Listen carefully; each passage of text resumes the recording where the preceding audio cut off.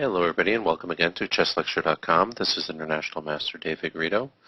Today I'm going to look at a game from the U.S. Championship, which I believe won like a best game prize from Grandmaster Sam Shankland, who I thought was kind of like maybe like a dark horse for the tournament. Maybe wasn't going to win it, but you know, very dangerous, does not lose too much.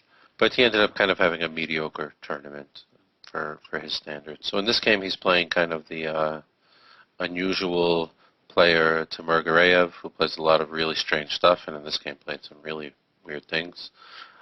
But we actually still managed to get, relatively speaking, into like some normal theory. So the game was the Schliemann variation of the Lopez: e4, e5, knight f3, knight c6, bishop b5, f5. So very odd if you haven't seen it before, but nowadays kind of accepted as a real opening, especially considering like Timur Rajabov played this quite a bit at the highest level. Even Carlsen played it a few times, and it actually seems sound enough. That wasn't the case maybe like 8 or 10 years ago. I think I even did like a lecture series called something like Taking Out the Trash, where I tried to bust these odd openings, and this one's been revived a bit. One good thing for black is that he can get this rather easily. There's no exchange variation. You're getting your position on move 3, and there's really only two lines that have to be studied: knight c3 and d3. Oh, and there's some branches within there, but white doesn't have a whole lot of choice. A lot of players I've seen, because I've had some students play this. People do like bishop c6, dc, ef, e4, queen e2, queen e7, knight d4, and then black has this very nice little move, knight h6, and then he'll play knight takes f5 next move and have a good open position for the bishops. And if something like d3, you just take here anyway, takes, and black is already much better here, and if white continues to simplify, we end up with a unusual fork.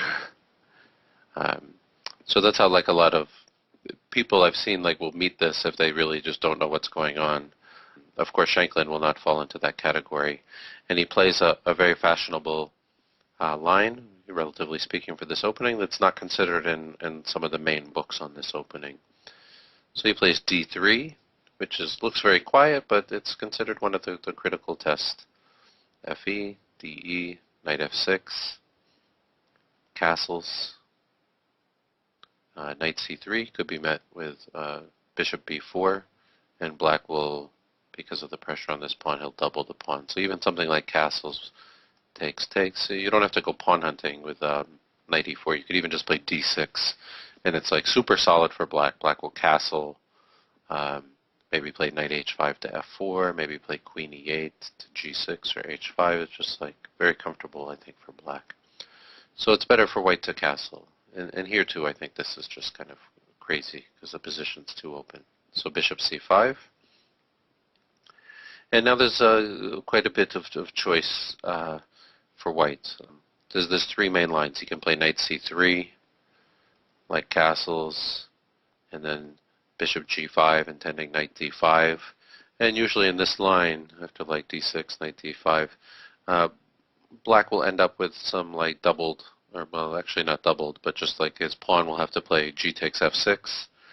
But he'll have the bishop pair and some active play. It's probably quite acceptable for black. The other main move is queen d3, which stops castling, because if castles, queen c4 check just wins this piece. So black, needs to play like d6, and this is kind of a long theoretical line that's maybe kind of drawish in some of the deep theory, like knight c3, bishop d7, some positions like this. White will play knight d5 at some point. But really, in a lot of ways, the critical move is to just take on c6 and eat up this pawn. So, because there's some positions where black can play dc, but here that would be bad because queen takes d8. So bc, knight e5, and castles. So it's very critical because white is just kind of taking a pawn and black just castles, so white actually has a move to spend here. His e-pawn is attacked, so knight to c3, and now d6. So this is kind of like a key move for black. One point is if knight takes c6, which looks the most natural, then queen e8.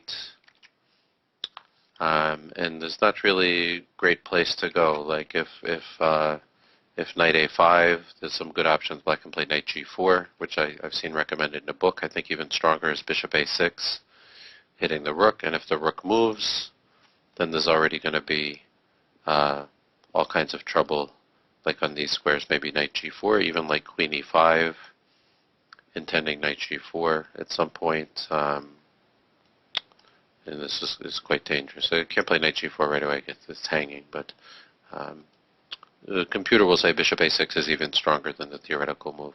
So, all right, so where else can the knight go? Like maybe knight d4, and then knight e4. And basically we have this like open position, you know, after something like knight e4, queen e4, like c3, where it's considered that black has like pretty good compensation. It's like a wide open position, and he has the bishop pair. I'm not saying black's better, but in the middle game, black's position is maybe even easier to play. White's extra pawn won't be felt for quite a while. So this move d6 is kind of the key. Now the main theoretical move here is knight d3, and then there's bishop to d4 is usually played. Instead of bishop b6, and then knight e2. Queen e1 is also interesting, knight e2, then bishop to b6, and again the e-pawn is attacked, so white will usually play like bishop g5, and just like take this knight, like bishop g5, queen e8, bishop f6, rook f6, and this actually was played in a couple Carlsen games, one where he was white and one where he was black, like after knight g3. He had a game with white against Rajabov where Rajabov played bishop a6, and then later Carlsen himself played queen to f7. Again, we have a position that's white is up a pawn, but black has active play in the bishop pair. And at the highest level, basically, the games I've mentioned, white has not been able to prove anything. So in this game, Shankland plays a move that's not in some of the books that I've seen on this opening, and this move has become kind of popular. And the move is knight a4. So instead of retreating, he makes a move to attack the bishop to make sure he's going to get this bishop. So all right, you can't really take on e5 and